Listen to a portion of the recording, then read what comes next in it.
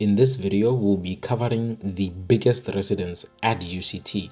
I'll be covering the lifestyle, how the rooms look, how security is, and everything else that you can get from this residence. So stay tuned and we'll go over everything, including the costs. So we'll start from the entrance. This is the entrance, and this is what the rest looks like from the top, and it is divided into blocks from block A up to block M. Yes, some letters are missing, but remember that block A is for staff, block F is for postgrad, block M is for health science students, and other blocks are for some postgrads, but you mostly find undergrad students. So this is the entrance as you're dropped off from your UCT Jamie, which will pick you up and drop you off on the gate. For those of you who are wondering, this residence is a self-catering residence, meaning that you cook for yourself here, and it is a second and a third tier at the same time residence, meaning that it's pretty much for second years going upwards. You don't typically find first years in this residence. For those of you who are interested in fields, you saw that there is a big field there for those of you who are playing soccer or for playing basketball. There is also a little mini pool. I'm not really sure what it's for because it is fenced, meaning that you cannot use it. Well, I don't know what's the point of it then. This residence accommodates up to 818 people, including staff, students, and other. I don't know what other means, but we can use that for now. You can see that there is another entrance from the other side. In fact, this is what it looks like from Google Maps. And you can see that cars come in here and go out, and also there is a little mini gate where students come in by tapping their student cards. And this is what the road looks like leading to another residence, Op Square, which I made a video about, or this road which will lead you to Upper Campus or Campus Key or any other residences such as Leo Marquardt. Speaking about parking, I already said something about that, but there is enough parking. I haven't really met anyone who said they were struggling with parking. So if you have a car, I think you are pretty safe.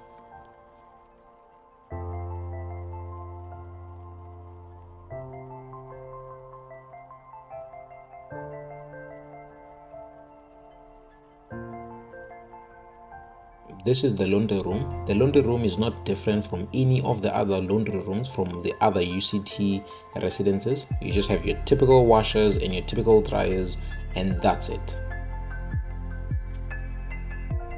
Next to the laundry room, you have your study area. There's nothing really much to say here.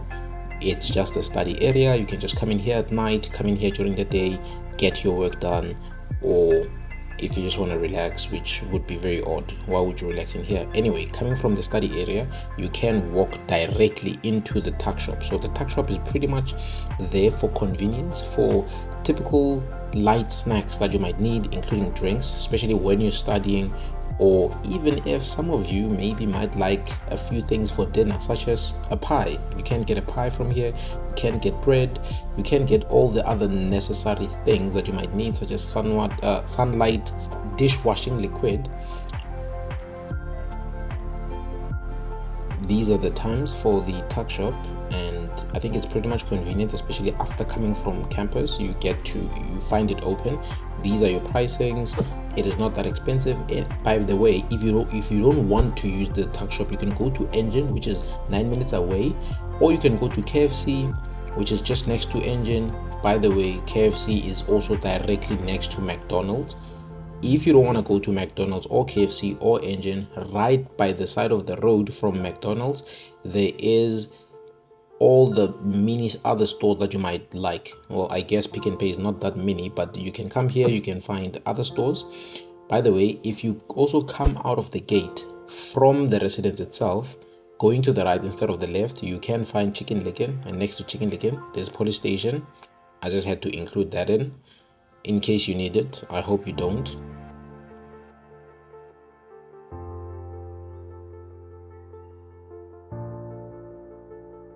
For those of you who like going to computer labs to study, well, there is a study area for studying, but if you want to come to the computer lab, you can come here, pretty much get your work done. Maybe your laptop is broken, or maybe it's too slow, or you just want a quiet place. You can definitely come in here. However, I will warn you, it is cold. The reason why it's cold is because they need to keep these computers on a specific temperature. So if you come here, you better come here fully clothed, and yeah, just prepare yourself. There is also this room. This room is basically, it's like the isolated room of the computer lab.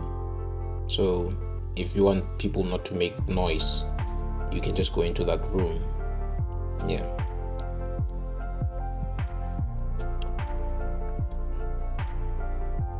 And by the way, there are elevators all around the residence which will take you up the floors. There is about 6 floors going up from the ground in all the blocks. For those of you who want to know how strict this residence is, how strict are the policies, what I can tell you is this is the most chilled residence I have ever seen. Yes, there are rules and they are enforced like any other residence, but for you to be singled out and isolated by the security team or people designated to dealing with such cases, you must have done something extremely big or just went beyond breaking the rules. This residence is very chilled, and this is the same view that you saw, that you can get delivered into your residence right from the jammy, and you can also get picked up exactly at the same point, which is, I think it's pretty nice. In the morning it does look a bit too much because there is a lot of students that are coming out of the residence into the JMS, so prepare for that. So this is our first apartment. This is the kitchen from the first apartment. The kitchens are pretty much designed the same. They have a pretty similar structure. You have your chair, you have your table. I guess it's a long chair, it's a long table-ish. And you have your big fridge, which, by the way, you will be sharing with up to 3 students. So it will be 4 students, including you. And you have your small sink over there. And you have your stove with an oven in case you want to bake something. And yeah, it doesn't get any more than this. Typical stuff. Oh, by the way, you also have a microwave.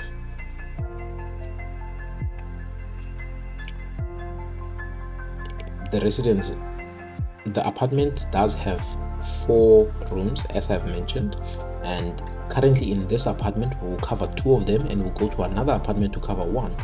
But then this is the bathroom from apartment 1. As you can see, this particular bathroom has a bathtub and a shower head on top of the bathtub, so you don't have them separate. But then obviously if you want to use the shower head, you can just turn on the shower and use it instead of the bathtub. So this is room 1 from the first apartment. Don't mind the mess. I did come in here sort of unannounced, so the owner was leaving anyway, but it was a mess. So it's pretty much simple. You get your nice gota bed. I call them gota bed because they're small, and you have 2 chairs and you have a table. The table is big enough for you to put your monitor and your laptop and 1 book or 2. That's about it. And it does have maybe like 2 or 3 shelves ish. So this is the smallest room in this apartment. So in fact, there's another one that is exactly the same size, but the smaller rooms don't get any smaller than this or any bigger than that.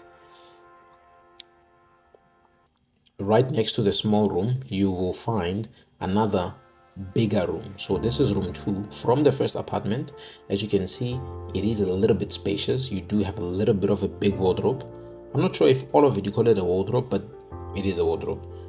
You have a bigger wardrobe, and I guess you have a little bit more space than you might need, but you might like and enjoy.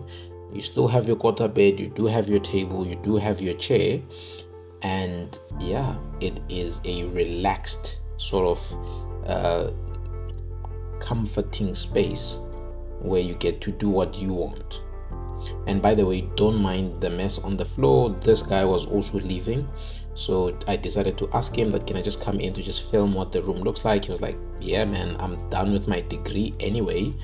And he was just packing his stuff. As you can see, he's packing his books. If I remember correctly, he said he was doing engineering or something like that, hence you can see some of the stuff on the floor. So yeah, This room we cannot go in now because the owner is not here. However, in apartment 2 we will see the room. So this is the views that you're gonna get.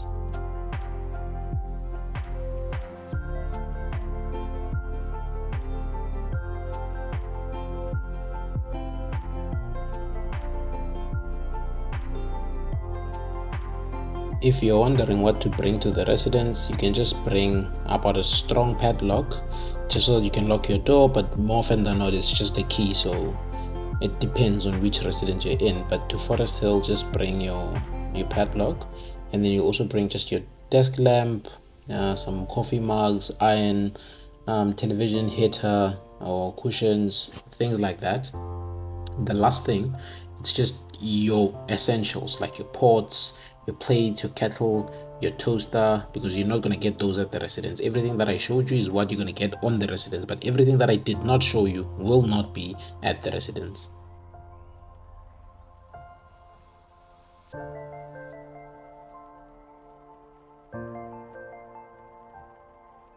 This is apartment 2. This is the kitchen from apartment 2, which has the same design like I've mentioned.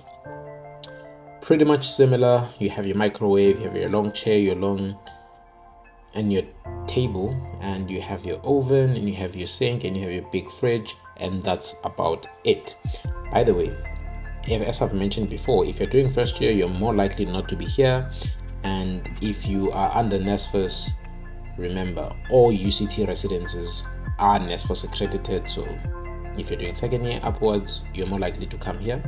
This is the biggest room that you can get in an apartment. These rooms are specifically for students that are sub-wardens. So sub-wardens, these are, to simplify it, they are students who are responsible, in fact not responsible, these are students that take care of the residents or guard the residents. If there's an emergency that happens, for example in the midnight or anything like that, they get called. As you can see, there's a bit of a telephone there on the table.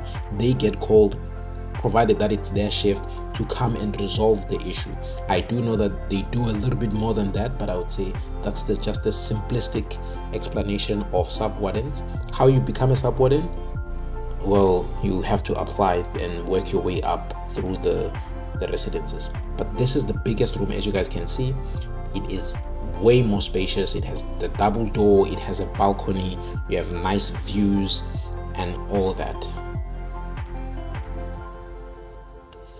As I've mentioned, there are 4 rooms in an apartment. However, I couldn't go into the other room because I couldn't find anyone else.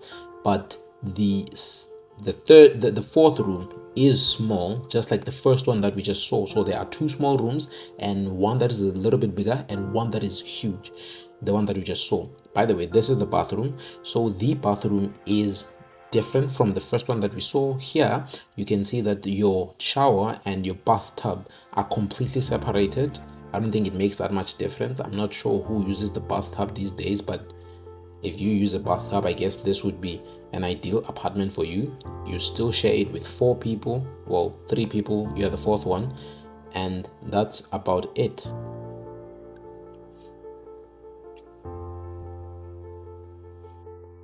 Regarding pricing, there is a bachelor flat which we did not cover, which is 96,000, and there is a single room which is about 69,000, and a small room is 65,000, which is the small room that we saw, and a single room, the big room that we saw.